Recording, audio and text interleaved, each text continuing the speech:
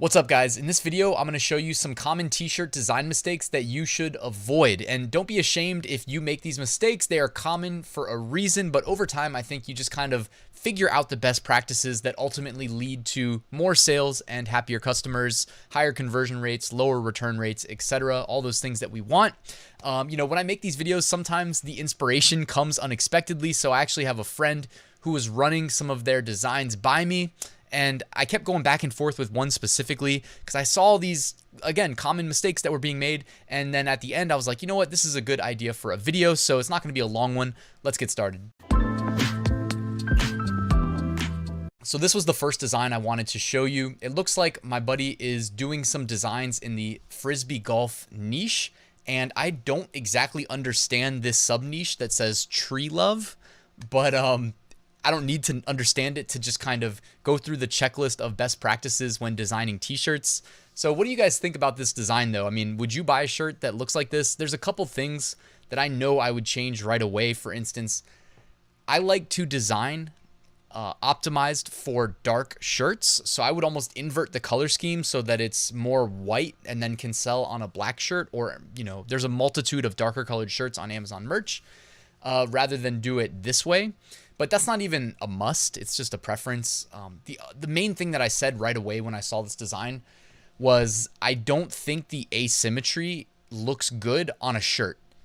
Keep in mind, as soon as you upload this to Amazon merch, it's going to be, or any other website, it's going to be displayed on the product as a mock-up. And, my friend is into, tech the way I am. And me being a web developer, I'm sure I went through the same struggles initially where if I'm designing a web page, like asymmetry is okay. And, spacing graphics out is okay. And it's just when you're designing for t-shirts, you start to, I don't know how long you need to actually be like looking at a screen and researching, but like at some point it starts to become second nature of what's selling. You know what I mean? Customers' dollars speak for themselves. And then Amazon displays the BSR and we know what's selling best in a niche, right? And you start to pick up on consistencies in the best-selling designs. So anyways, I would flip this color scheme right away. I would work on the asymmetry. So what I ended up saying was you should use a sunset. Now, you guys already know I'm a big proponent of using these sunsets, and there's a website called All Sunsets that I'll put a link right there at the top of the description that you can go check out if you're not a member, and you can pay like $30 or $33 for a 1-year license. And you get access to all the graphics for a year for like $33. So if you guys want to check that out, it also supports the channel. But I'm not just saying that because I want you to use my affiliate link. Like, these sunsets sell all day. I always say that because it's true. So he went ahead, he grabbed a sunset and he made this design. Now, I like this design more than the previous design because, hey, it's symmetric. Again, we're not doing any guesswork. We know the sunsets sell and you can just overlay these silhouettes. Now, in this example, just to make a quick note, this is what I would probably recommend doing is instead of just putting graphics on top of graphics that are black in this case, like what if you sell this on a shirt that's not black? Well, you're going to have a black graphic on a blue shirt. It doesn't have to be that way. You can use the magic wand tool, select those graphics, and then click the sunset layer and cut them from the sunset and then turn off and hide the graphics themselves that were overlaid. When you do that, it just has the sunset with the silhouettes and then the background color of the shirt will show through.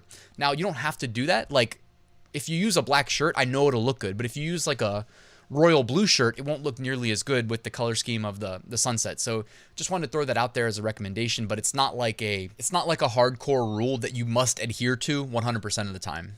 Now, another thing I'm noticing that I could have mentioned in the previous picture is the two-tone text that says tree love, where the tree is one color and love is another. I'm not completely against doing this, but like if you're going to do it, make sure that the colors are going to be complementary to whatever color shirt this ends up being put on.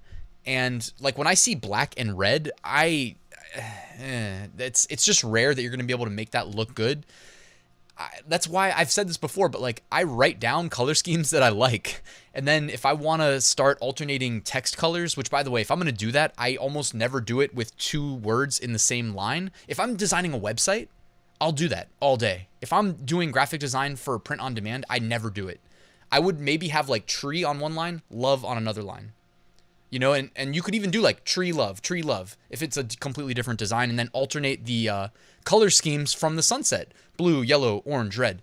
I'm just saying, like, that would look good, but doing it like horizontal, black text, red text, like, it's going to create complications when you're picking what color products to display this design on.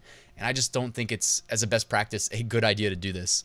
You know, you can always just keep it simple, especially if you're starting off. Like, again, design with white in the foreground so you can sell it on the darker colored shirts like black.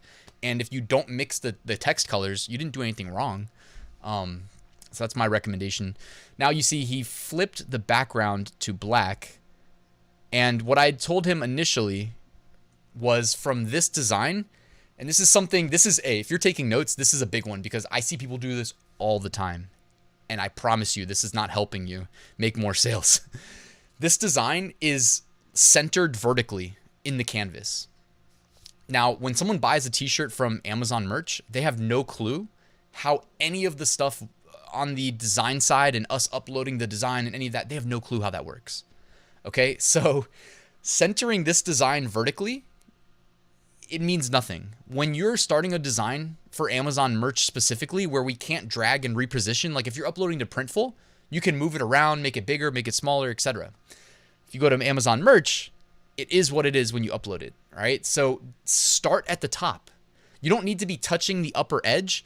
I typically probably put like, you know, a finger's worth of space between the top and where my first graphic will touch, especially if I'm doing these sunsets that tend to be bigger. So I said, hey man, like you should move that stuff up. So he moved it up, and then I said, hey, you can probably still move that up even further. So that's what he did here. As you can see, it's also centered nicely. And to me, this is a pretty good design. I think this has a much better chance of selling than the first crack at designing. Now, can we improve this? Yeah, I think we can still make it a little bit better. So I went ahead and I just made my own version of this shirt. I probably only spent like a couple minutes on it. As you can see, I grabbed the sunset. I put a tree because it says tree love. Now, I don't love this design, but like, I just want to give you guys a quick illustration of how I might go about designing for this niche. These graphics I'm using are all pre-made, so I didn't have to slow down to make them. And yeah, I mean, this design's not great, but it's symmetrical. You got the big sunset. It's going to pop in search results. The text is easy to read. You got the distressed effect. You've got the guy throwing the frisbee at the frisbee golf goal. And you have your tree. Again, I don't understand the sub niche, so if it doesn't make sense how I designed it, apologies. But yeah, just wanted to show you guys how I might go about making this design in a quick path of least resistance way that checks all the boxes of design best practice. So anyways, guys, thank you for watching this video. And as we wrap up, just wanted to remind you, I run a weekly print on demand giveaway. You can enter for free. 2 winners are selected every Sunday. This week sponsored by Merch Titans, Upload Automation, Merch Ninja Research Tools, all sunsets, which we referenced in this video, link in the description, and Bubble Scout, the only Redbubble niche research and validation tool. Also in the description, you'll find links to my Amazon merch mini course, completely free, and my Amazon merch Facebook group. And you can find a link to my Amazon merch full course, which, by the way, if you're in the lower tiers, you will get the most value out of. So check all those out, guys. Thanks for watching. Hit the like button, hit the subscribe button, and I'll see you soon.